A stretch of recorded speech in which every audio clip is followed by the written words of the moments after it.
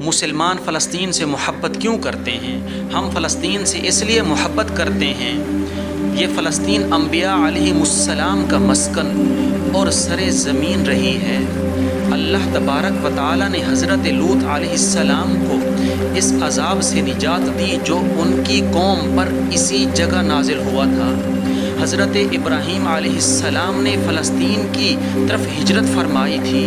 حضرت داؤد علیہ السلام نے اسی سر زمین پر سکونت رکھی اور یہیں پر ایک محراب بھی تعمیر فرمایا تھا۔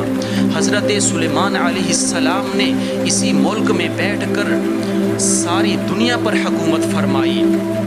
چیونٹیوں کا وہ مشہور قصہ جو قرآن پاک کی سورۃ النمل میں درج ہے، جس میں ایک چیونٹی نے اپنی باقی ساتھیوں سے کہا، اے چیونٹیوں اپنی بلوں میں گھس جاؤ، مبادا کہ حضرت سلیمان علیہ السلام کے گھوڑے تمہیں کچل نہ ڈالیں۔ یہیں اس ملک میں واقع عسقلان شہر کی ایک وادی میں پیش آیا تھا، جس کا نام بعد میں وادی النمل یعنی چیونٹیوں کی وادی رکھ دیا گیا تھا۔ حضرت زکریا علیہ السلام کا محراب بھی اسی شہر میں ہے۔ حضرت موسیٰ علیہ السلام نے اسی ملک کے بارے میں اپنے ساتھیوں سے کہا تھا کہ اس مقدس شہر میں داخل ہو جاؤ۔ انہوں نے اس شہر کو مقدس، اس شہر کے شرک کے پاک ہونے اور انبیاء علیہ السلام کا مسکن ہونے کی وجہ سے کہا تھا۔ اس شہر میں کئی معجزات وقوع پذیر ہوئے، جن میں ایک کنواری بی بی حضرت مریم علیہ السلام کے بطن سے حضرت عیسیٰ علیہ السلام کی ولادت مبارکہ کا بھی ہے۔ حضرت عیسیٰ علیہ السلام کو جب ان کی قوم نے قتل کرنا چاہا تو اللہ تبارک و تعالی نے انہیں اسی سر زمین سے آسمان پر اٹھا لیا۔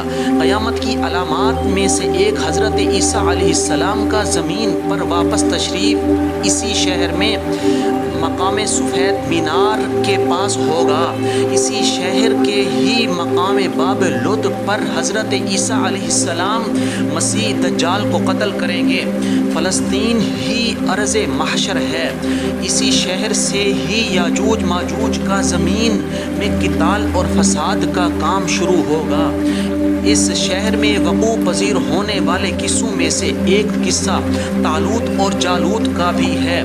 فلسطین کو نماز کی فرضیت کے بعد مسلمانوں کا قبلہ اول ہونے کا اعزاز بھی حاصل ہے۔ ہجرت کے بعد حضرت جبرائیل علیہ السلام دوران نماز ہی حکم ربی سے آقا علیہ السلام کو مسجد اقصیٰ سے بیت اللہ مکہ مکرمہ کی طرف رخ کرا گئے۔ یہ واقعہ پیش آیا، وہ مسجد آج بھی مسجد قبلتین کہلاتی ہے۔ حضور اکرم صلی اللہ علیہ وسلم معراج کی رات آسمان پر لے جانے سے پہلے مکہ مکرمہ سے یہاں بیت المقدس یعنی فلسطین لائے گئے۔ سرکار دو عالم صلی اللہ علیہ وعلی آلہ وسلم کی اقتداء میں انبیاء علیہ السلام نے یہاں نماز ادا فرمائی۔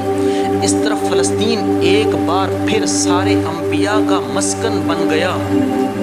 سیدنا ابو ذر کہتے ہیں کہ میں نے رسول اللہ صلی اللہ علیہ وسلم سے عرض کیا کہ زمین سب سے پہلی مسجد کون سی بنائی گئی؟ تو آپ صلی اللہ علیہ وسلم نے مسجد الحرام یعنی خانہ کعبہ۔ میں نے عرض کیا کہ پھر کون سی مسجد بنائی گئی؟ آپ صلی اللہ علیہ وسلم نے فرمایا مسجد اقصیٰ یعنی بیت المقدس۔ میں نے پھر عرض کیا کہ ان دونوں کے درمیان کتنا فاصلہ تھا؟ آپ صلی اللہ علیہ وسلم نے فرمایا کہ 40 برس کا، اور تو جہاں بھی نماز کا وقت پالے وہیں نماز ادا کر لے، بس